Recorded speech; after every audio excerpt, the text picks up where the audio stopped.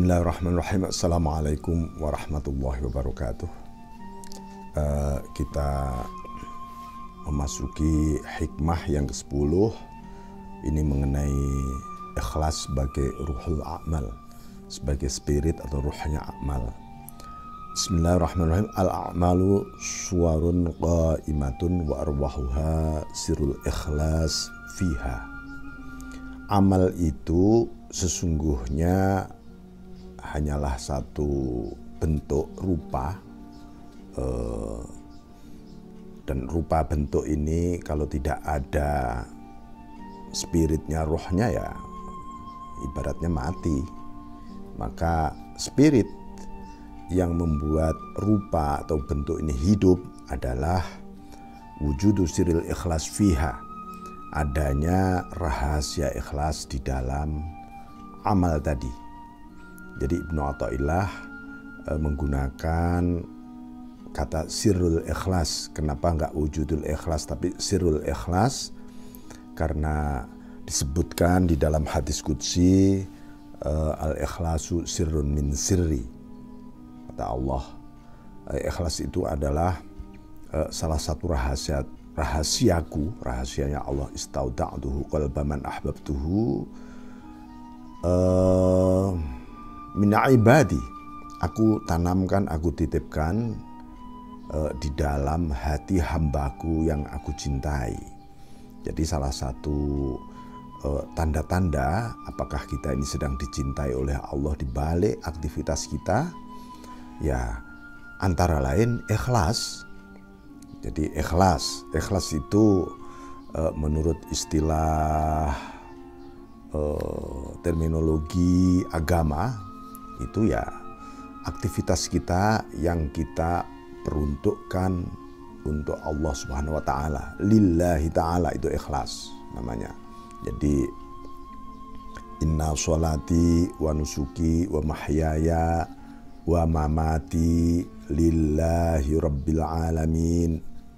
Nah, itu sholatku, ibadahku, hidup dan matiku hanya untukmu Allah. Itu namanya ikhlas, ya. Nah, karena itu kita akan memasuki bagaimana ya supaya saya bisa ikhlas. Nah, mari kita buang apa itu hambatan ikhlas. Apa yang menghambat ikhlas sebenarnya? Sebenarnya kalau ikhlas itu bisa dibuang hambatannya, dia akan datang tumbuh dengan sendirinya yang ditanam oleh Allah di dalam hati hambanya yang dicintai tadi. Satu yang menghambat ikhlas itu adalah ru'yatul a'mal. Orang senang melihat amaliyah, aktivitas, ibadah, taatnya, zikirnya, bacaannya. Nah, itu menghambat kita menjadi tidak ikhlas. Ya. Karena apa? Karena kita akan nantinya menjadi iktimad pada amal, menjadi mengandalkan apa yang kita lihat, kita capai dan seterusnya.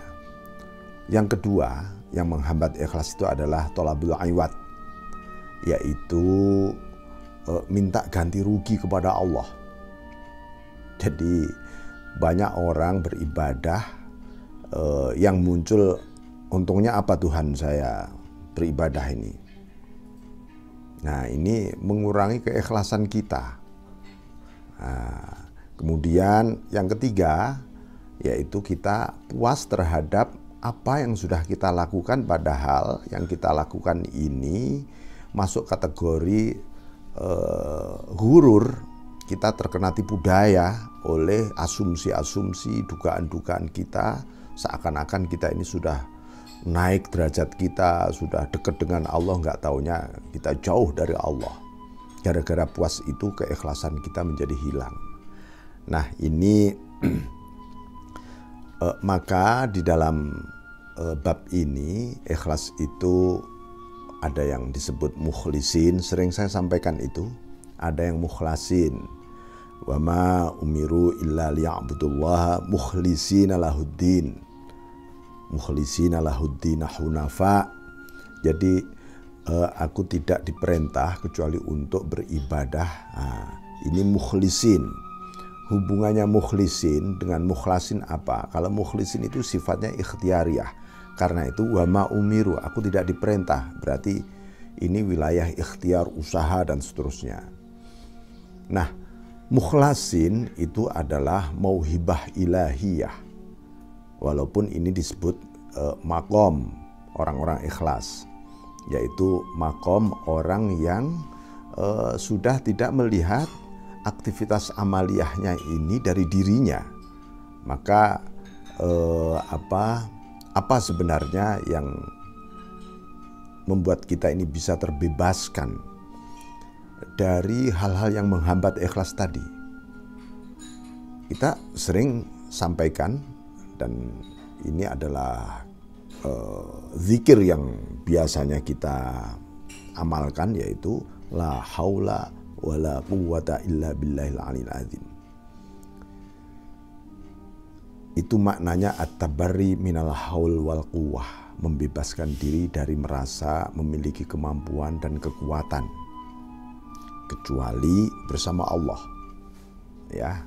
Jadi begitu Allah kita lalaikan, kita lupakan, sebenarnya kita sedang menjauh dari keikhlasan tadi. Tapi kalau kita melakukan amaliyah dan menyadari hadirnya Allah, pasti kita akan tahu bahwa ini semua darimu ya Allah, dan pasti kembali kepadamu dan hanya untukmu. Nah ini. Jadi ini disebut dengan ikhlasul am, yaitu mukhlisin. Ada lagi ikhlasul khos, yaitu mukhlasin. Iblis tidak akan pernah bisa menggoda orang-orang yang mukhlas. La'aghwiyannahum ajma'in fabi'izzatika la'aghwiyannahum ajma'in illa ibadaka minhumul mukhlasin. Akan aku goda semua wahai Tuhan, kecuali orang-orang yang mukhlas. Orang mukhlas itu adalah orang yang ada di dalam makom tertinggi di dalam ikhlas. Karena apa? Dia sendiri sudah tidak merasa memiliki ikhlas.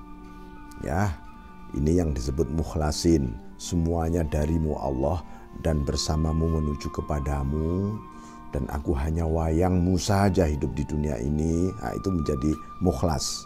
Ini disebut mukhlasin. Ada lagi, ya, ini menggambarkan mewujudkan sekarang tahqiq muhaqqiqin, ikhlasnya muhaqqiqin, yaitu orang-orang yang ikhlas mewujudkan wujud manifestasi kehambaannya. Aku ini hanya hambamu, hambamu, hambamu. Dan namanya hamba itu ya pasti hanya seperti robot saja. Tapi oleh Allah dia diberi kesadaran bahwa segala haul dan kuwah ini adalah bersamamu Allah.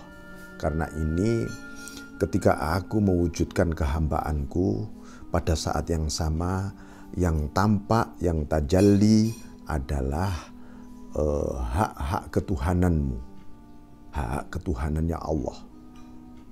Jadi inilah sehingga surat Al-Ikhlas disebut kulhu itu disebut surat Al-Ikhlas, karena di dalam kulhu itu, di dalam surat Al-Ikhlas itu isinya sesungguhnya makom ikhlas ada, isinya metodologi ikhlas juga ada, isinya fondasi keikhlasan ada, isinya aplikasi keikhlasan juga ada. Itu di dalam kulhu. Nah, nanti kita bahas khusus.